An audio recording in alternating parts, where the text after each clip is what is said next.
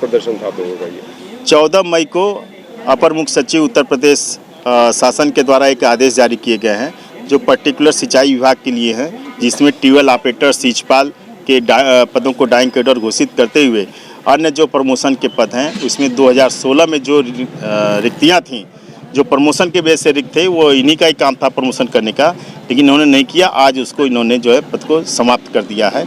इसके विरोध में काला फीता बांधने का हमारे संयुक्त संघर्ष समिति का ये आह्वान था 20 से 21 को। तो आज प्रथम दिन काला फीता बांध के लोगों ने काम किया और हमारे मुख्य अभियंता सोन कार्यालय के गेट पे एक संक्षिप्त सभा का आयोजन किया गया।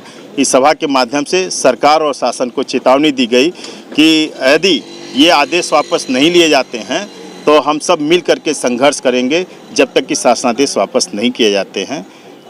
संघर्ष का रूपरेखा क्या होगा आप लोगों का? अभी तो काली पट्टी बांधा गया है, फिर कल के बाद लखनऊ में ये बैठक होगी। चूँकि मान्यता प्राप्त 17 संगठनों को मिल करके निर्णय लेना है कि आगे कौन सा आंदोलन की घोषणा करेंगे, तत्पश्चात हम लोग उसी तरह के क्रियान्वयन यहाँ पे करेंगे। विभागीय तौर पर किसका समर्थन है? विभागीय तौर पे 17 संगठन हैं, 17 संगठनों को मिल करके सब लोग कर रहे हैं। चतुर्श्रेणी कर्मचारी से लेकर के और क्लास 2 कर्मचारी तक, जो भी अधिकारी तक है, वो सभी लोगों का इनका समर्थन है, क्योंकि ये सभी लोग मान रहे हैं कि ये सरकार निजीकरण करने के लिए तो प्रयास करती है तमाम विभागों को तोड़ करके।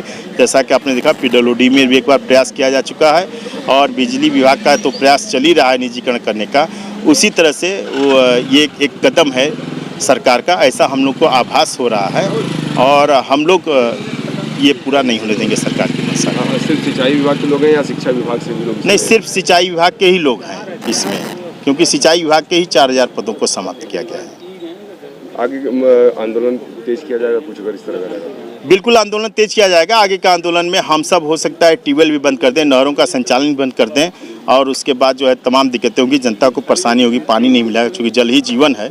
हम ऐसा काम नहीं करना चाहते जिससे सरकार के जनता की भावना को ठेस पहुंचे, लेकिन सरकार हमें विवश कर रही है, ऐसा देखने में लग रहा है इस शासन से। क्या आह्वान करना चाहेंगे सरकार से? सरकार से मैं यही उम्मीद करूंगा कि चूँकि खाद्यान्न के क्षेत्र में आज देश हमारा आत्मनिर्भर बन चुका है और आत्मनिर्भर बनने के लिए यही ट्यूबवेल ऑपरेटर और सीचपालों का बहुत बड़ा योगदान था, जो कि किसानों से मिलकर के उनके खेतों तक पानी पहुंचाने का प्रयास करते थे और उनको ये सजेस्ट भी करते थे कि कौन सी फसल बोई जाए ताकि हम पर्याप्त पानी दे सकें और आपकी फसल अच्छे उचित दाम पे उसका मिल सके। तो आज ये देखने भी आ रहा है कि खाद्यान्न के क्षेत्र में हमारा देश आत्मनिर्भर हो चुका है और किसानों की आमदनी भी बढ़ रही है। तो ऐसे में कहा जा सकता है कि सरकार का किसान विरोधी भी ये आदेश है। सरकार को इसका बड़ा नुकसान आगे आने वाले दिनों में उठाना पड़ेगा। इसलिए मेरी सरकार से, राज्य सरकार से ये मांग है कि इस शासनादेश को वापस लें और जितने पद रिक्त हैं उसकी भर्ती की जाए।